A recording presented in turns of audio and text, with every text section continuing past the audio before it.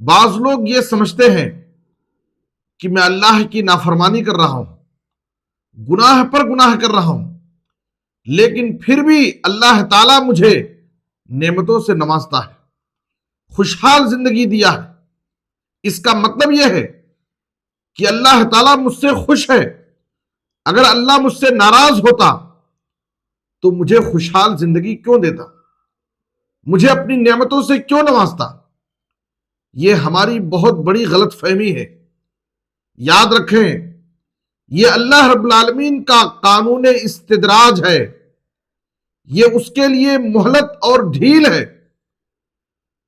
طبرانی کی ایک روایت میں ہے، نبی صلی اللہ علیہ وسلم نے فرمایا، اذا رأيت اللہ يعطي العبد ما يحب وهو مقيم على معاصيه فإنما ذلك له منه استدراج۔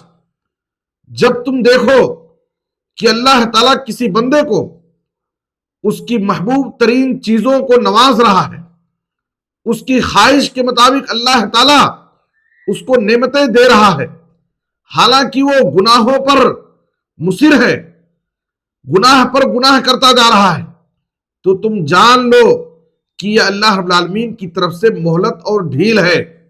اللہ نے اس کو مہلت دے رکھی ہے، اور اللہ تعالیٰ کبھی مہلت دنیا میں دیتا ہے اور آخرت کی سزا ان کے لیے کافی کر دیتا ہے، اور کبھی کبھار دنیا میں تاخیر سے اللہ عذاب دیتا ہے، لیٹ سے اللہ تعالیٰ اس کی پکڑ کرتا ہے۔ لیکن جب اللہ تعالیٰ مہلت دینے کے بعد پکڑتا ہے تو اس کی پکڑ بڑی سخت ہوتی ہے۔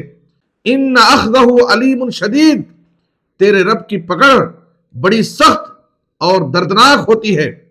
اس لیے عقل مند مومن کی پہچان یہ ہے کہ وہ اس مہلت سے فائدہ اٹھاتا ہے، غفلت سے بیدار ہو جاتا ہے، ہوش میں آ جاتا ہے، اور اللہ رب العالمین کی بارگاہ میں توبہ اور استغفار کرتا ہے، اللہ سے رجوع کرتا ہے، اپنے گناہوں سے باز آ جاتا ہے، اور اس مہلت سے فائدہ اٹھاتا ہے۔ مرسی ٹی وی کے مزید ویڈیوز کے لیے ہمارے چینل کو سبسکرائب کریں اور بیل آئیکن کو کلک کرنا نہ بھولیں۔ جزاک اللہ خیر۔ مرسی ٹی وی، پیغام رحمت۔